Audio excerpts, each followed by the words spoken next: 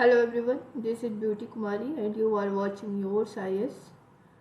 आज के 71st BPSC के परस्पेक्टिव से जो इम्पोर्टेंट साइंस के टॉपिक है उसे आज हम लोग देखेंगे, जहाँ से डायरेक्ट क्वेश्चंस आपसे पूछे जाते हैं। उसी मेजर पॉइंट्स को हम लोग पढ़ेंगे। तो पहला बायोलॉजी का टॉपिक है। बायोलॉजी में डेफिनेशन क्या होता है, सेल को देखेंगे। सेल होती क्या है, the structure and functional unit of life की वो जो स्ट्रक्चर और फंक्शनल यूनिट होता है उसको हम क्या कहते हैं, सेल कहते हैं। सेल को डिस्कवर्ड किसने किया था, तो रॉबर्ट हुक ने किया था। कब किया था, तो 1665 ईस्वी में इसके डिस्कवर हुई थी। लिविंग सेल ऑब्जर्व बाय लेवेनहुक, ठीक है, लेवेनहुक। एंड सेल थ्योरी किसने दिया था, तो सेल्ड एंड स्वान ने दिया था। लेटर किसने मॉडिफाई किसने किया था, तो रुडोल्फ विर्चो ने इसको मॉडिफाई किया था। सेल कितने टाइप के होते हैं, तो मेजरली पहला तो 3 पॉइंट आपको यहाँ से आ गया जिससे आपसे क्वेश्चन पूछे जा सकते हैं। सेकेंड क्या है, टाइप्स, तो प्रोकैरियोटिक होते हैं और यूकैरियोटिक होता है। प्रोकैरियोटिक किसे कहते हैं, न्यूक्लियस विदाउट न्यूक्लियर मेम्ब्रेन, मतलब जिसमें बिना न्यूक्लियर मेम्ब्रेन के जो होते हैं, वो न्यूक्लियस जो बिना न्यूक्लियर मेम्ब्रेन के होते हैं उसको क्या कहते हैं, प्रोकैरियोटिक कहते हैं। एग्जाम्पल के तौर पे बैक्टीरिया देख सकते हैं। Eukaryotic, nucleus with nuclear membrane, जिसमें न्यूक्लियर मेम्ब्रेन होते हैं, मतलब ऊपर का कवर होता है, उसको क्या कहते हैं, प्लांट्स कहते हैं और एनिमल्स कहते हैं।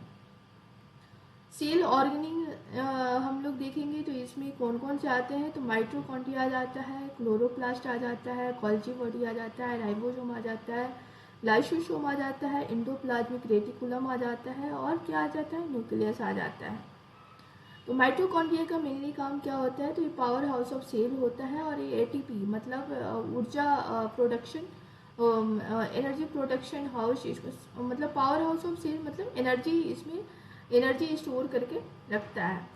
क्लोरोप्लास्ट का क्या काम है, तो फोटोसिंथेसिस में हेल्प करता है। गोल्गी बॉडी का क्या काम है, तो सिक्रेशन एंड पैकेजिंग में ये हेल्प करता है। राइबोसोम का क्या वर्क होता है, तो प्रोटीन सिंथेसिस में ये अपना रोल निभाता है। लाइसोसोम का क्या काम होता है, तो सुसाइड बैग ऑफ सेल इसको कहते हैं। एंडोप्लाज्मिक रेटिकुलम ईआर जिसको कहते हैं, उसका क्या काम होता है, तो प्रोटीन सिंथेसिस में, और एक होता है लिपिड सिंथेसिस में रोल निभाता है। एक आरईआर होता है,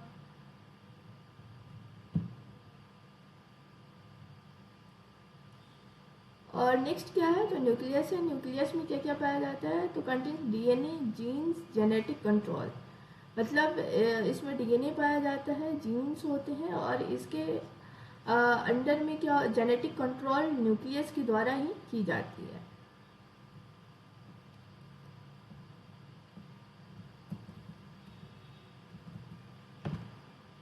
अब क्या हम लोग देखेंगे, तो टिश्यू को देखेंगे।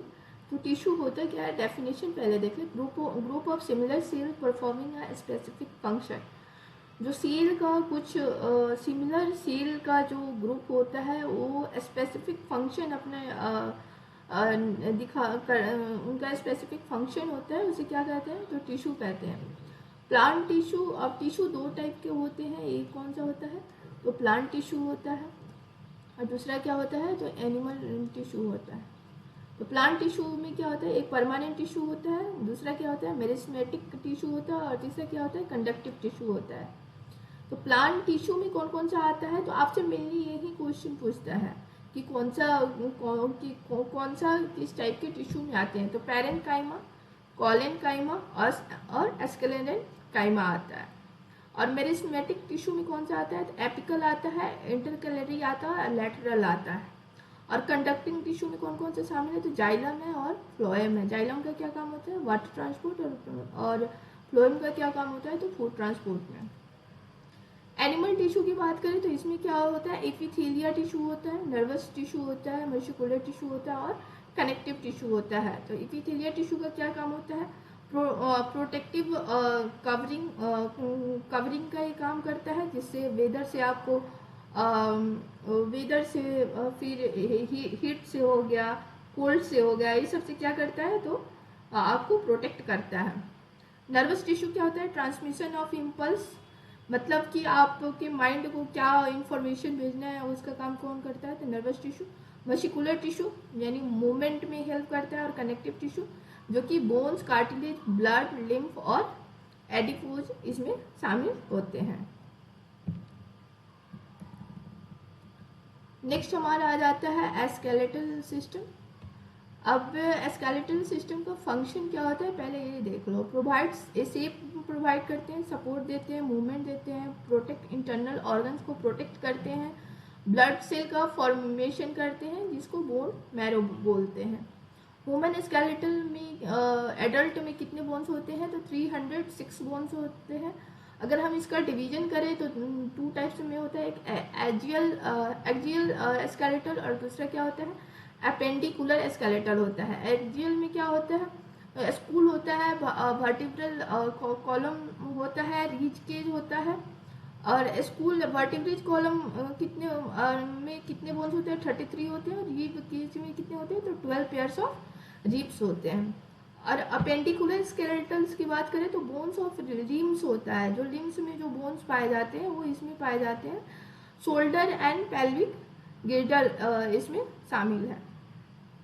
अगर की फैक्ट्स के बारे में बात करें तो लार्जेस्ट बोन्स कौन सा होता है, तो फीमर होता है जो कि थाई के बोन को बोलते हैं। और स्मॉलेस्ट बोन की बात करें तो कौन सा होता है, स्टीप्स होता है, वो कान की हड्डी को बोलते हैं। और न्यू बॉर्न बेबी में कितने बोन्स होते हैं, तो 300 होते हैं। बाद में वो फ्यूज टू बिकम 206 एडल्ट, और वो बाद में बहुत सारे बोन्स क्या होते हैं फ्यूज फॉर्म में वो आ करके फिर कनेक्ट होते हैं, और फिर एडल्ट में क्या होता है कि 206 बोन्स रह जाते हैं।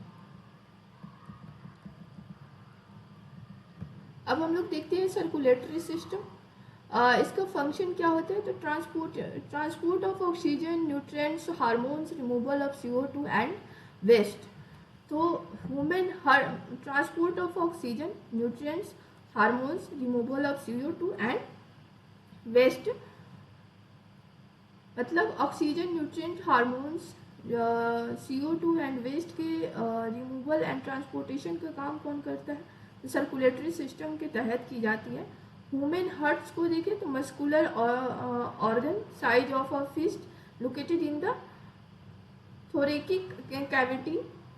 मस्कुलर ऑर्गन्स और फिस्ट का जो साइज होता है वो कहाँ पे पाया जाता है, थोरेकिक कैविटी में पाया जाता है। इसमें 4 चैम्बर होते हैं, राइट एट्रियम, राइट वेंट्रिक, और लेफ्ट एट्रियम और लेफ्ट वेंट्रिकल। और इसमें valve prevent black flow of blood. और वाल्व क्या काम करता है, तो ब्लड फ्लो को, बैक फ्लो को क्या करता है, बैक फ्लो से प्रिवेंट करता है, मतलब रोकथाम करता है। टाइप ऑफ सर्कुलेशन, कितने टाइप के सर्कुलेशन होती है, तो एक होता है पुल्मोनरी सर्कुलेशन और दूसरा होता है सिस्टमेटिक सर्कुलेशन। तो पुल्मोनरी सर्कुलेशन में क्या होता है, जो सर्कुलेशन होता है वो किसके किसके बीच होता है, तो हार्ट एंड लिम्फ के बीच में होता है। और सिस्टमेटिक सर्कुलेशन किसके किसके बीच होता है, हार्ट एंड बॉडी के बीच होता है। अगर ब्लड वेसल्स की बात करें तो कौन कौन से होते हैं, तो आर्टरीज होते हैं, वेन्स होते हैं और कैपिलरीज होते हैं। तो आर्टरीज क्या करती है, तो कैरी ऑक्सीजनेटेड ब्लड, ये ऑक्सीजनेटेड ब्लड को कैरी करती है। वेन्स क्या करते हैं, ये डीऑक्सीजनेटेड ब्लड को कैरी करते हैं। और कैपिलरीज क्या करते हैं, थीन वर्ल्ड का होता है और exchange of gases and nutrient, और ये गैस और न्यूट्रिएंट को एक्सचेंज करता है। अब ब्लड की बात करते हैं तो प्लाज्मा 55% होती है, ब्लड में प्लाज्मा 55% होती है। और प्लाज्मा का और क्या काम होता है, न्यूट्रिएंट और हार्मोन्स का ट्रांसपोर्ट करती है। आरबीसी जिसे हीमोग्लोबिन कहते हैं, और ये ऑक्सीजन का ट्रांसपोर्ट करता है। डब्ल्यूबीसी जो कि इम्यूनिटी को स्ट्रांग रखने में मदद करता है। और प्लेटलेट जो कि कोटिंग ऑफ ब्लड होता है, जो कि ब्लड की को कोट किए हुए, मतलब कोटिंग करने में उसका मेजर रोल होता है। अब अगर हम नर्वस सिस्टम की बात करें तो नर्वस सिस्टम क्या करता है, तो इसका फंक्शन क्या है, control and coordinate body function by electrical impulse. Electrical impulse के थ्रू ये क्या करता है, बॉडी को कोऑर्डिनेट और कंट्रोल करता है। बेसिक यूनिट क्या होता है, तो न्यूरॉन्स होता है, नर्व सेल और इसमें पार्ट्स कौन कौन से आ जाते हैं, तो सेल बॉडी, डेंड्रिटिक और एक्सॉन। और इसकी अगर डिवीजन की बात करें तो central nervous system, peripheral nervous system और ऑटोनॉमिक नर्वस सिस्टम। तो सेंट्रल नर्वस सिस्टम का कहाँ पे मतलब जो कहाँ से क्या उसका ये रहता है रेंज, तो ब्रेन और स्पाइनल कॉर्ड के बीच में इसका डायरेक्ट कॉम्बिनेशन होता है। और पेरिफेरल नर्वस सिस्टम का क्या होता है, तो कार्डियल नर्वस सिस्टम और स्पाइनल नर्वस सिस्टम के बीच में ये एक दूसरे को ट्रांसमिट करते हैं इंफॉर्मेशन को। और ऑटोनॉमिक नर्वस सिस्टम की बात करें तो सिंपैथेटिक एंड पैरासिम्पैथेटिक होते हैं। अब हम लोग ब्रेन की बात करते हैं, तो ब्रेन तीन टाइप्स, ब्रेन के भी 3 पार्ट्स होते हैं, सेरिब्रम और सेरिबेलम और medulla oblongata.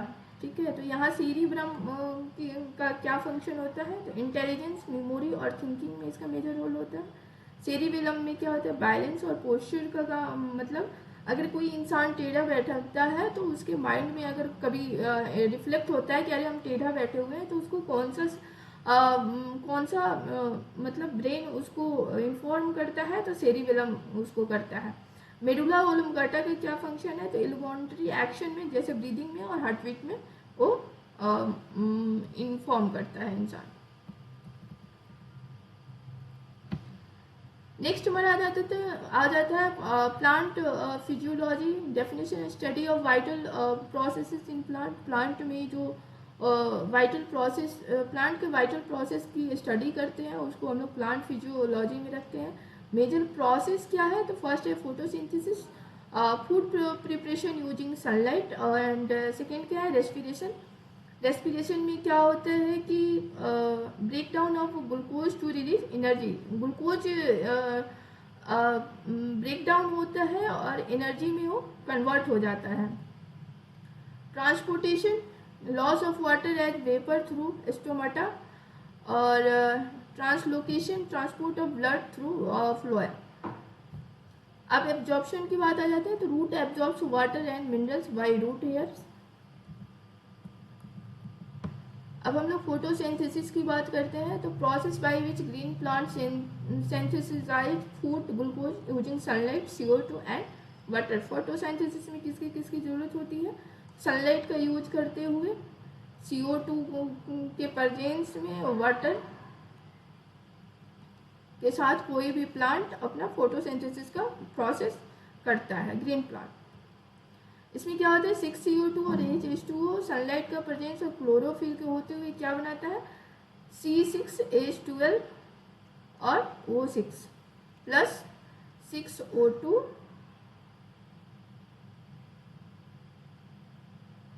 6CO2 plus 6H2।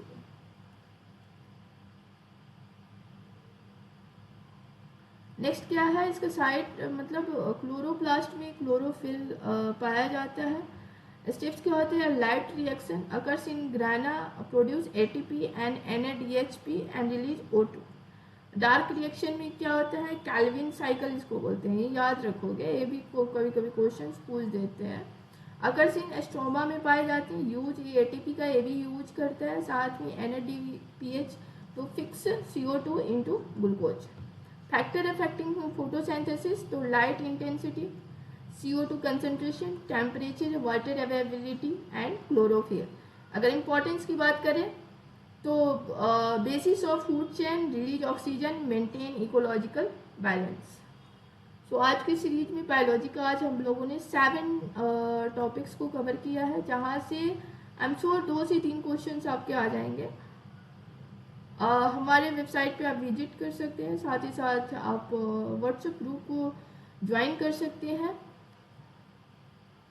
और आपको कोई भी डाउट हो तो हमसे पूछ सकते हैं। हमारी मेंटरशिप प्रोग्राम चल रही है, उससे जुड़ सकते हैं, और आप अपनी सक्सेस को निर्धारित कर सकते हैं। सो आज के लिए थैंक यू वेरी मच।